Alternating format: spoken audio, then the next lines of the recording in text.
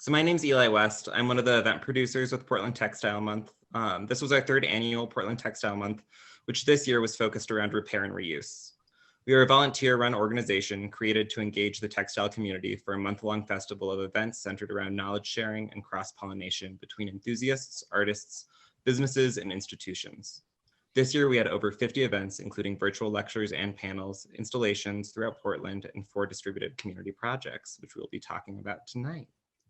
Before the event begins, though, we would like to acknowledge that Portland rests on the traditional village sites of the Multnomah, Cathlamet, Clackamas, and many other tribes who made their homes along the Columbia River. We thank the descendants of these tribes for being the original stewards and protectors of these lands since time immemorial. We also acknowledge that Portland, Oregon has the 9th largest urban Native American population in the US, with over 380 federally recognized tribes represented in the urban Portland metropolitan area. We also acknowledge the systemic policies of genocide, relocation, and assimilation that still impact many Indigenous and Native American families today. We would like to celebrate the role that First Nations people have had and continue to hold within textiles as a whole. Within any craft-based community, it is important we continually strive to honor the historical context and origins from where these mediums and techniques began. So tonight's event is an engaging discussion between this year's distributed community projects. We have representatives from Community Repair, GhostNet Landscape Sea Stories, Sky Exchange, and Interlace, a community weaving distributed project. These projects have offered connection through safe, socially distanced collaboration and fostered communication about repair and reuse in our textiles, relationships, and communities. Through storytelling, perspective sharing, and openness, these projects have reminded us of the opportunities for connection, healing, and growth that surround us. This panel will explore the lessons learned and experiences woven together through community collaboration. This panel discussion will be formatted with an hour of discussion amongst the panelists before we open up the floor for roughly a half hour of questions. So if you have any questions, please feel free to type them in the Q&A section, and we'll be compiling them to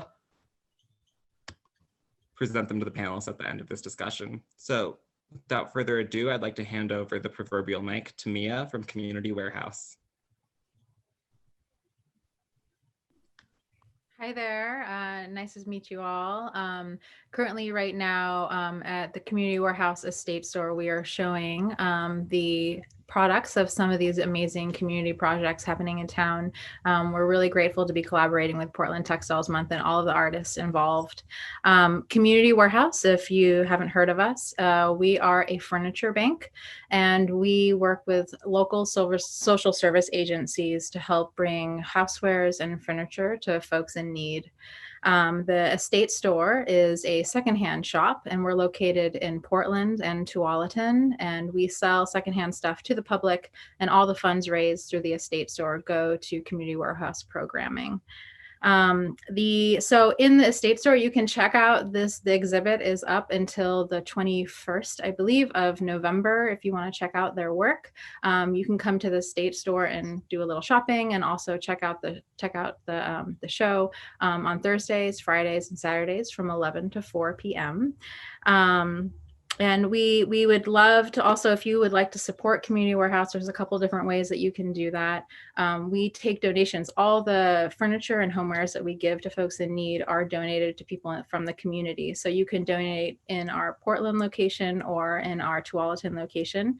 I would check our website. It's kind of specific, the things that we're looking for. So communitywarehouse.org. I'm going to go ahead and pop it in the chat real quick. If you would like to donate to us. You can also donate directly, funds directly to us through our website. And also this year, we're a part of Willamette Weekly's Give Guide. So you can check us out there and also learn about amazing organizations around Portland. And then you can also come and shop at the Estate Store. So again, we have Portland, Tualatin location. I'll be there, would love to see you. You can check out the show. Yeah, so we're really excited to be collaborating with Portland Textiles Month. This is our first time to have a gallery exhibit in the store. So we're really super excited. And we hope that we'll see you soon. And thank you all. And I look forward to hearing you all speak. And Caleb, who is one of the great organizers and of PTM, hand it off to you. Thank you, Mia.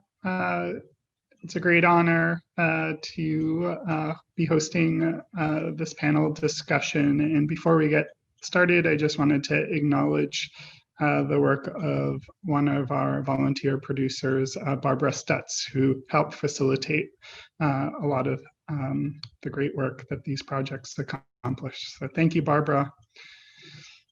And we'll have 4 main questions before we get into the Q&A section. And I will start with the first question. What inspired your projects? So there's sort of 2 parts to this project. The first is actually an ongoing series of interactive exhibits that I've been managing since 2018 called GhostNet Landscape. And Sea Stories was this year's edition of GhostNet Landscape. So I'll start with what inspired GhostNet Landscape as a whole. I'd been working with this reclaimed fishing rope, which is what's mostly behind me, making baskets out of it on my sewing machine since 2015. And then in 2018, I went back home to Kauai from Portland to gather materials. And when I saw the literal tons of material that they had there that had been washing up from around the ocean, I thought, beyond just making baskets with this, what I want to do is show people this huge, massive material that we have. And my reaction to it as an artist was, well, what can I make with this amazing resource that nobody really is aware exists? Rather than thinking of it as a problem, which it is in the ocean, what can we do with it next to transform it into something amazing? So GhostNet Landscape has been bringing as much material as I can, thousands of pounds, into public spaces and inviting communities to create art with it throughout the course of the exhibit. So the exhibit doesn't begin finished on day 1. It begins with me coming in and saying, okay, now we're going to make things. And that's been a really interesting transition for me in my background as sort of an object maker, sort of traditional craft-based art practice, into more of a community facilitator. So I do still make baskets, but I feel like my role in GhostNet Landscape is more to provide everybody with a voice in thinking of new solutions with the material. So Sea Stories is this year's GhostNet Landscape and was absolutely inspired by conversation with Caleb and Portland Textile Month of what we're going to do this year with it, and sort of evolved into the puppet making project that it became and the weaving project that it became through the collaboration that I had with Cher Coleman and Shelby Silver. So I will let Cher go ahead and speak about how she came into the puppet side of things. Pretty serendipitously, I would say. I had already started to see this incredible material in this other place that I spend time, which is along the English Channel, because my grandchildren are there, other reasons too. But I saw this gorgeous stuff wrapped around these rusted pilings that held up old dilapidated piers. It was both gorgeous and kind of terrifying, because I understood the implication of what it was doing to sea life. A week before I went to England, I saw for the first time Emily's work, and I was fascinated with what she was doing with it. I went to England, and I have a group of friends there who are knitting and also are activists. I described this woman, this work, didn't really remember her name. Sorry, Emily. And they were so inspired. And then I came back and ran into Emily in her booth at Art in the Pearl, where we made a very strong connection that led to a series of engagements, collaborations, small at first. We were actually exchanging a tool in Textile Hive, and I was sort of in the background listening to this great conversation between Emily and Caleb, and that collaboration sort of burst out of that. For me, puppetry and stories have come together probably over the past 20 years, because they bring together the things that seem so true to me, an image and word, and how they speak to people in a variety of ways, and that it's very much like play. And that is the essence, I feel like, what we just participated in for a month and more, We just came together and played with stuff that we asked people to bring us with a minimum amount of direction. And it was really fun. And Shelby was the third leg of the great stool. Thank you, Cher. Thank you.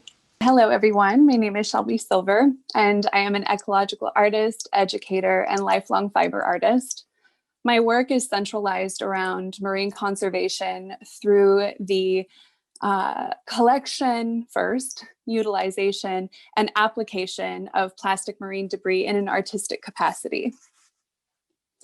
My projects are inspired through my love of the ocean and ecopsychology, and together they serve to shift the narrative of ocean plastics from one of pejorative refuse to one of positive resource.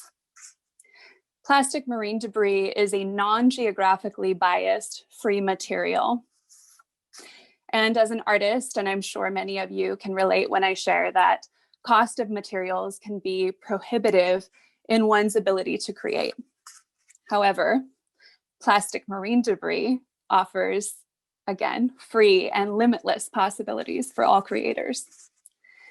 In addition to teaching with plastic marine debris, it allows for every learning style to be engaged when being taught with, whether it's visual, physical, social, solitary, logical, verbal, or auditory.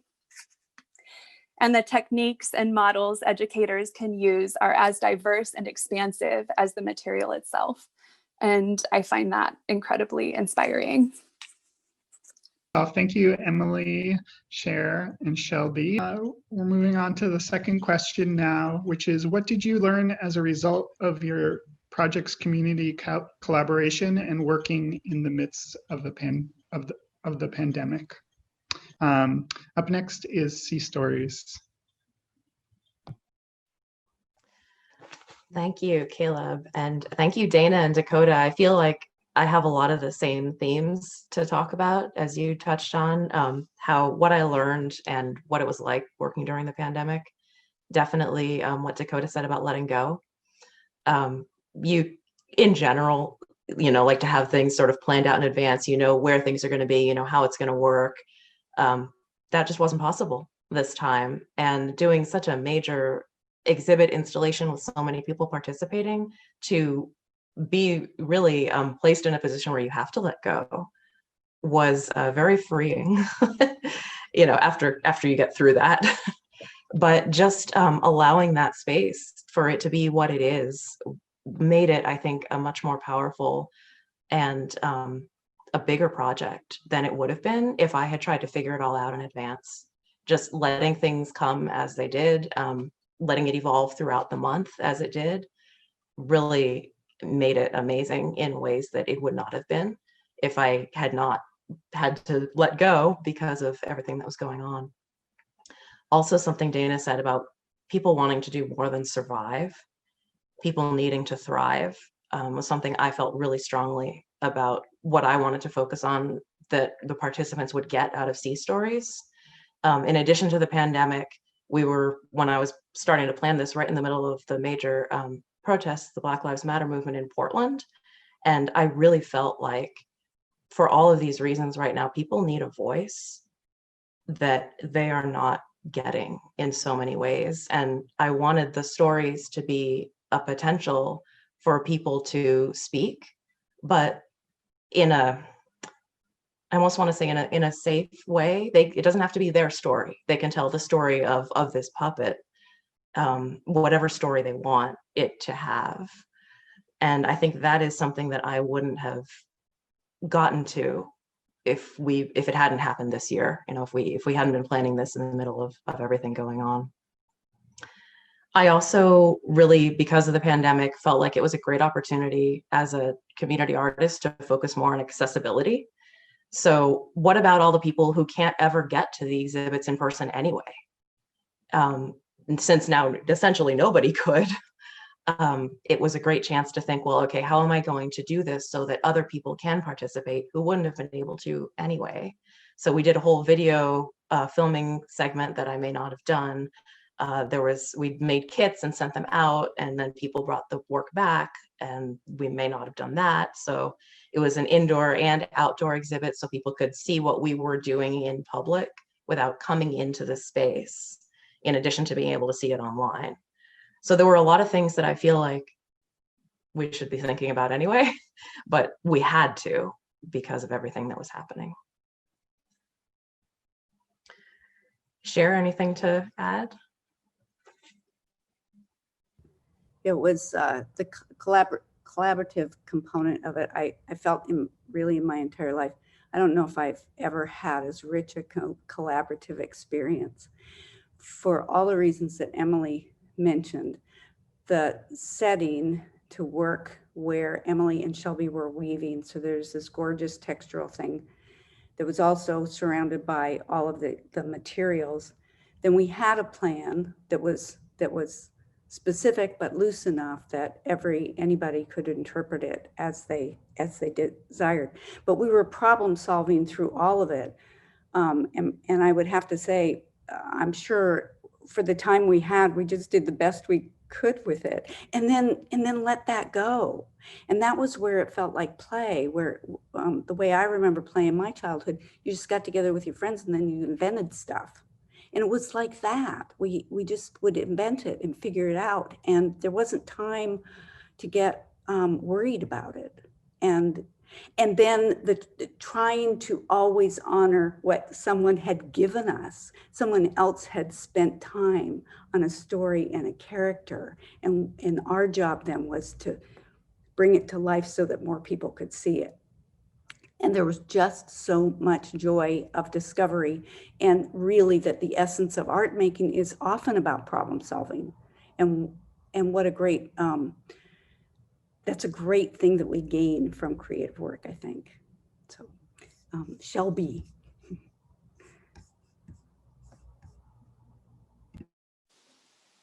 Thank you, Cher. Thank you, Emily. I met Emily actually at her first GhostNet landscape opening, and it was such a phenomenal exhibit. And I met Cher during our Sea Stories exhibit, and the magic and the open-heartedness and the joy was such an organic unfolding.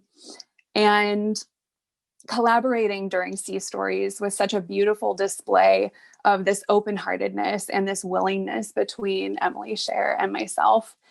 And that was really reflected in every interaction I had with our community collaborators. And our weaving, it's so symbolic of our interconnectedness, our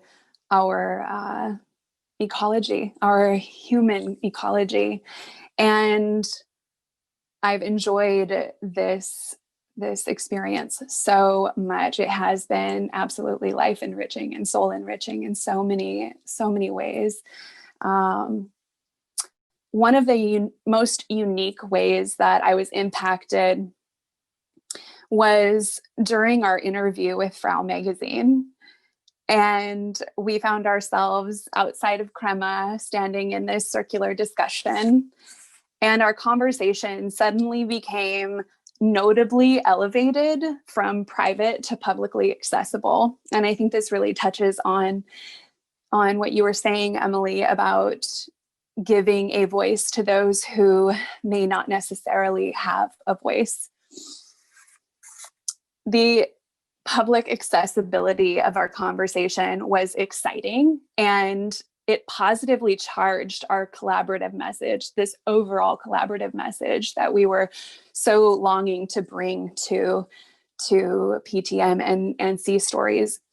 And we wouldn't have had that experience of public accessibility to our conversation if it hadn't been for the influence of the pandemic. So it was an interesting blessing, I would say. Thank you, Emily, Cher, and Shelby. Caleb got disconnected, so I'm taking over his role for a hot second. So how many participants did your projects have, and were you able to involve as diverse a group of participants as you had hoped for?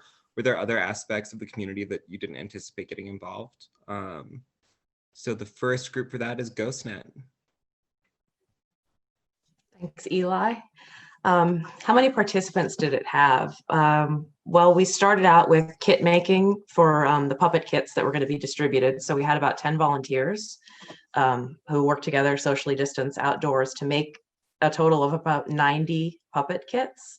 And all 90 of those kits were picked up by the public and taken away to make puppets and stories with. We got back about 25 of them, which I think is a pretty good ratio.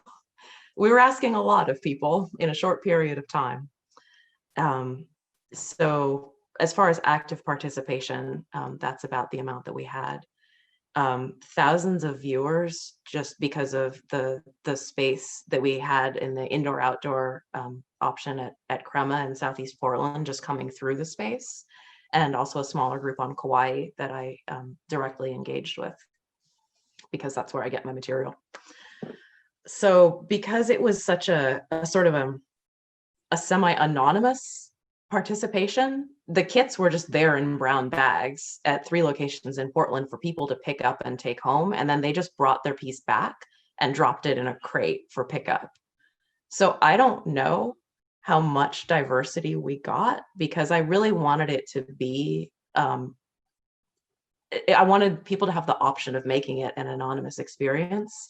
So just from the people that we saw and interacted with, I know we had a great diversity in age, really young to much more elderly people participated.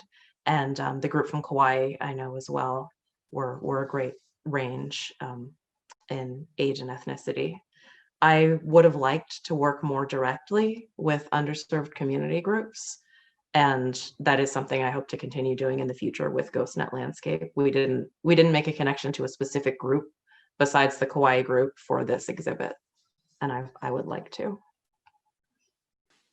So I feel that to spin off of what you were saying, Emily, that those that we were able to interact with were a diverse group of people.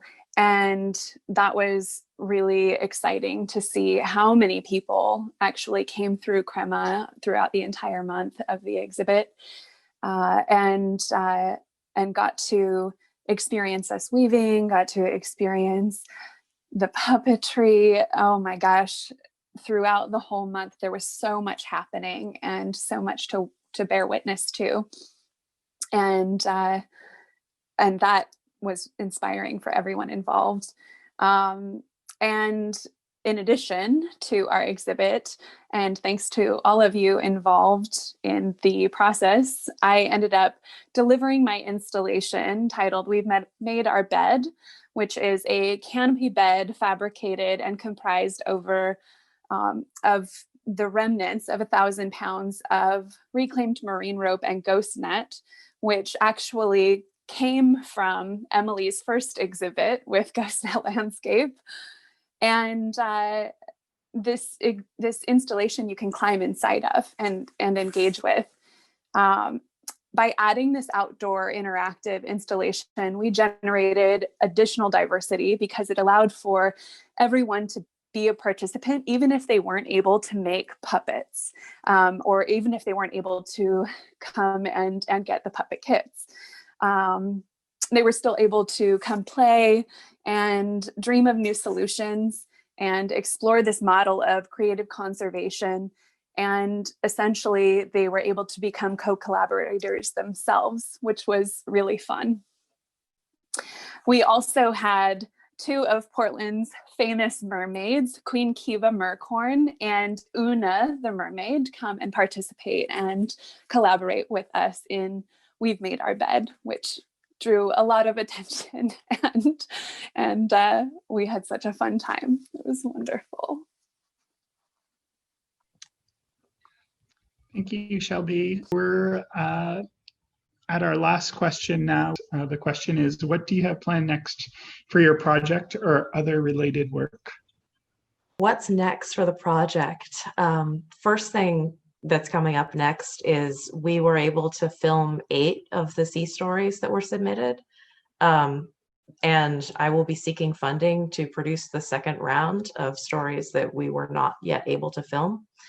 So that'll be an ongoing process. We have the puppets, we have the stories. We just need, I need to go back out and get some funding to get them produced. I'm also going to be continuing to collaborate specifically with one of the story and puppet artists who did Stormy the Koi, which is up on the project website, which I'll put in the chat.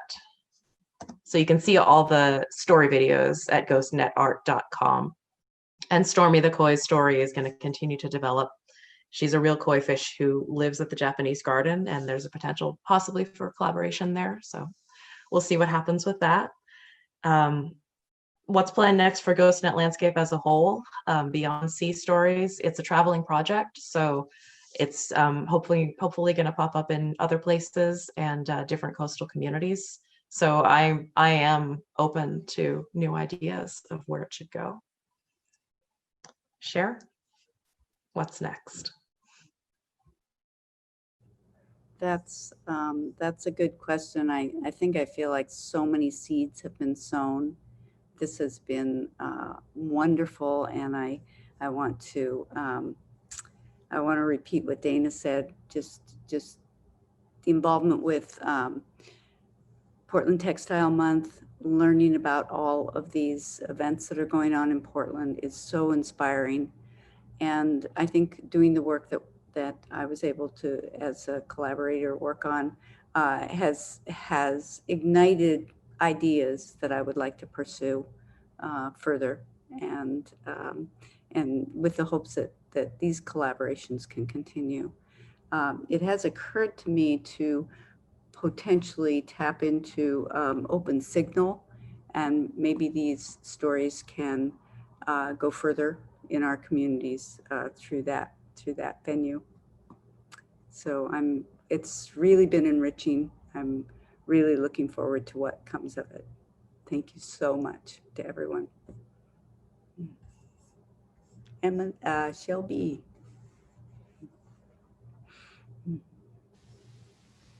Thank you so much, Emily and Cher.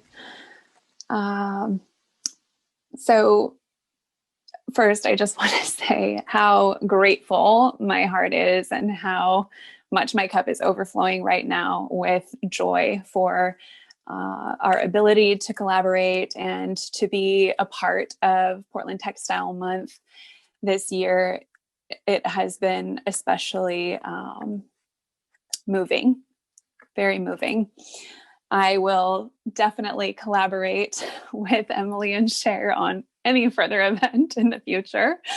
And I'm excited to say that weaving at Crema has brought increased interest in my tapestries. And so I will be making a bunch more of those in the near future. I am also opening my studio virtually via Instagram on the 15th for a holiday trunk sale. So be sure to pop by shelbysilver.ecologicalart, and I will put that in the chat box as soon as I'm done. And last but not least, very excited to share that in April, Emily and I will be presenting our exhibit that was also shared at Crema this month, or last month rather, Undersea Garden, our Undersea Garden exhibit with our baskets at the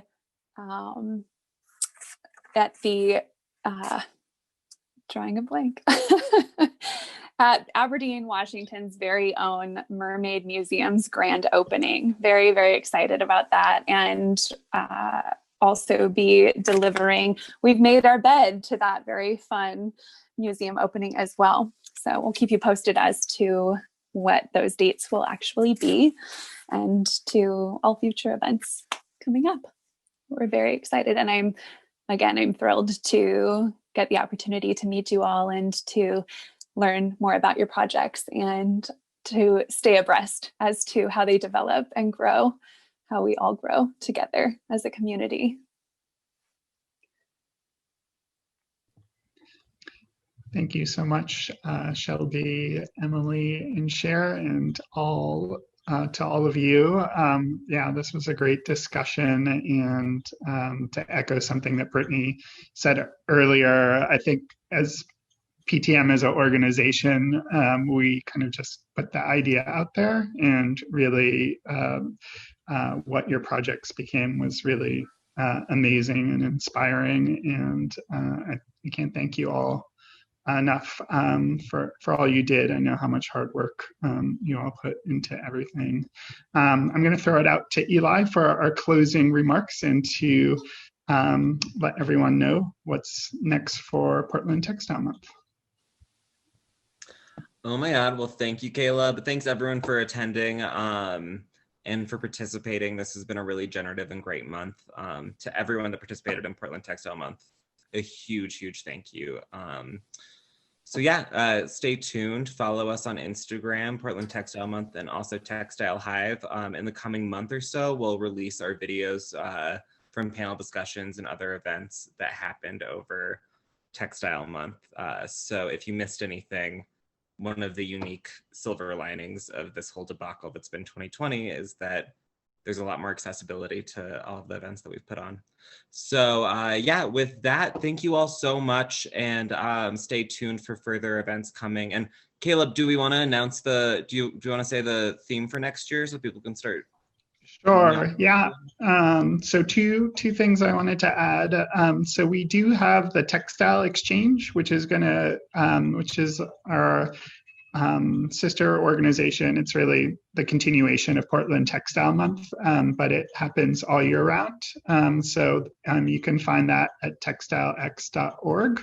And we're going to continue to work on that. So if you ever have any events or things you want to list throughout the year, that's the place to find events and listings. And we'll continue sending out the newsletter through that.